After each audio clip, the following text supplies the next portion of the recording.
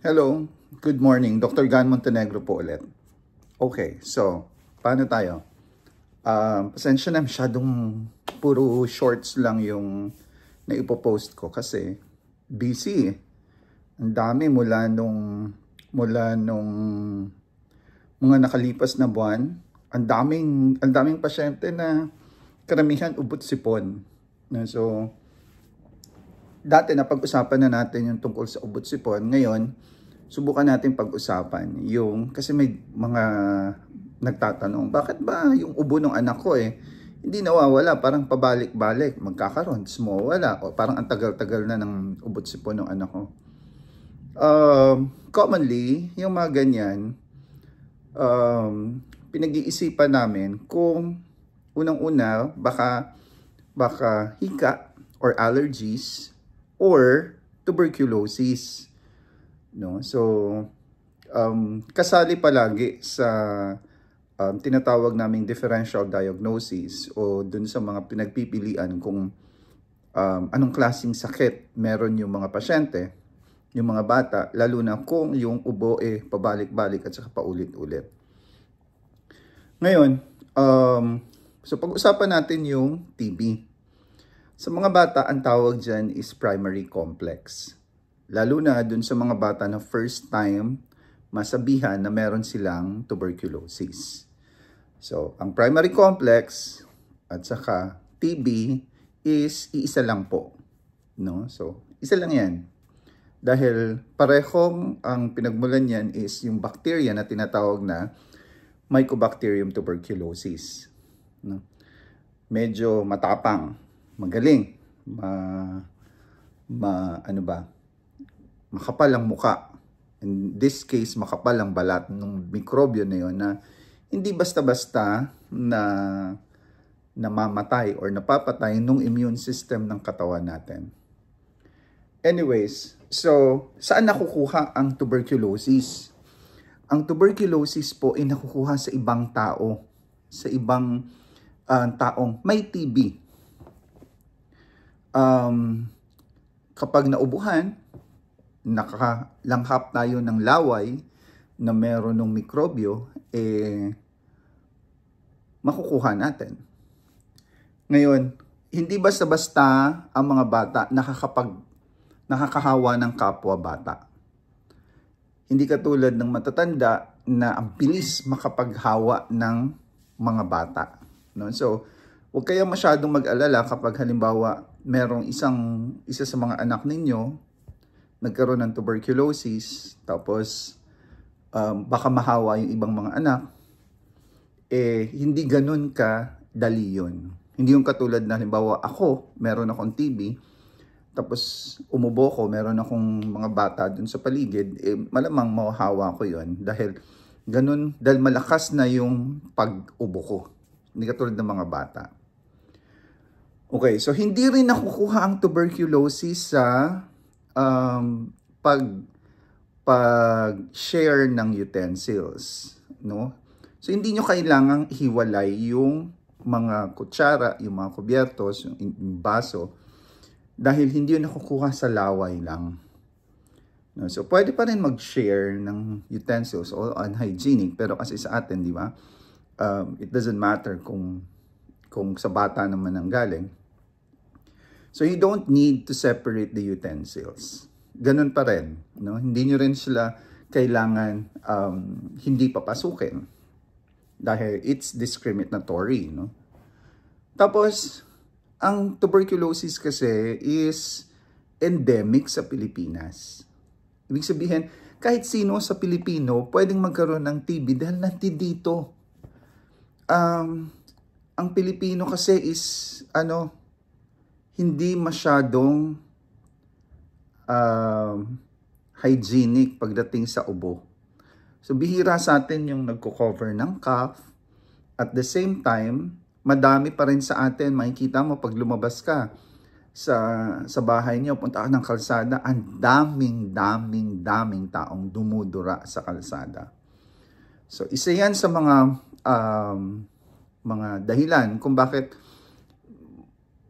kumakalat ang tuberculosis sa Pilipinas. Sabi ko nga, endemic. No? So kahit sino pwedeng magkaroon ng TB.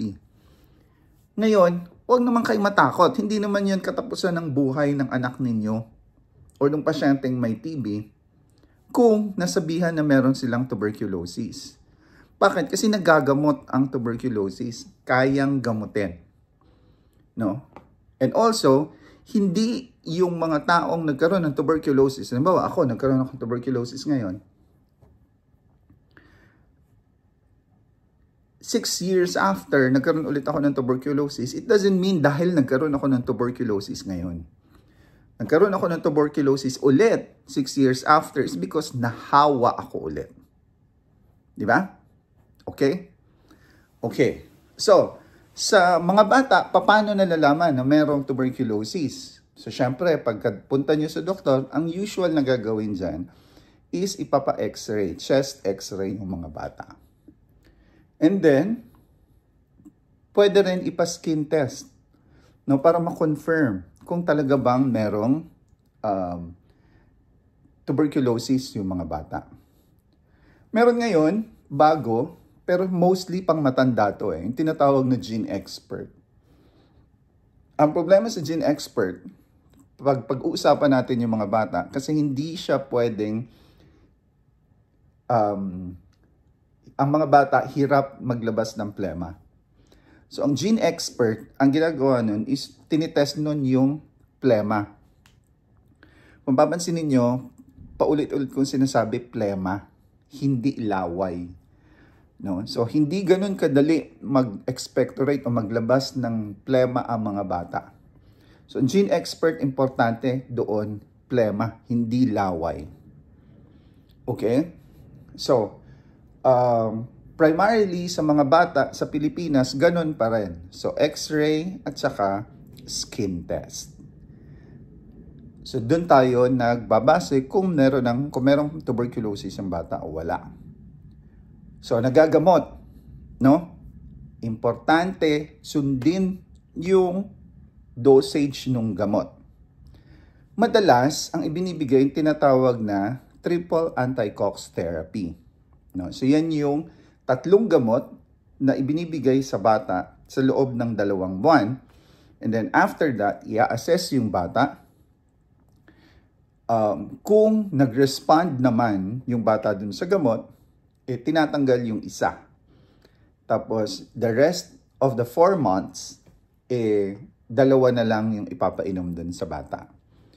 No? So, it's a whole 6 months therapy. So, huwag kayong mahiya. Halimbawa, nagkaroon ng TB or nasabihan na may TB na yung bata nung mga nakalipas na taon. And then, bago yung doktor, tinanong, ano ba yung mga sakit dati?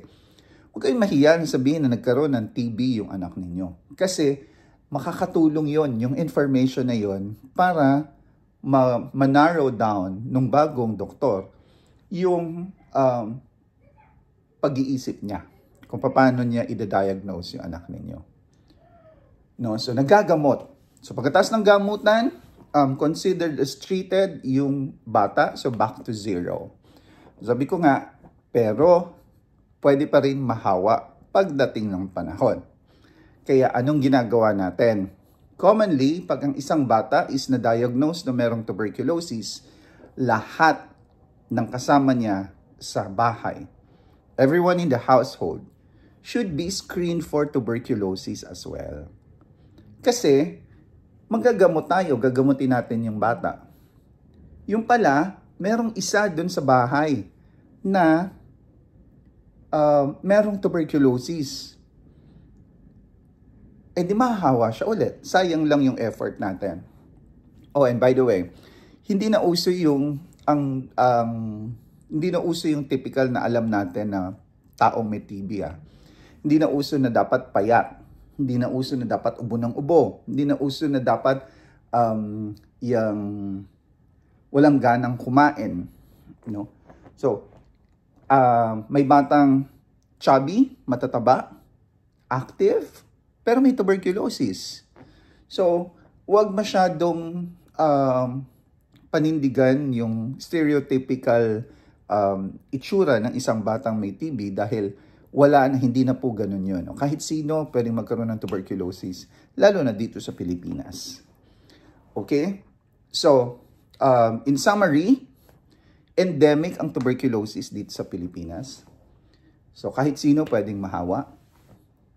Hindi nakakahawa yung pag-share ng utensils. Nagagamot. And pwede ulit mahawa pagkatapos ng gamutan. Okay? So hanggang dyan muna. Masyado matagal na. Imagine, magta 10 minutes na. So hanggang dyan muna. And then, kung merong mga bago kayong katanungan tungkol sa tuberculosis, ilagay nyo sa comments. And then, subukan natin pa isa-isahin sagutin sa shorts.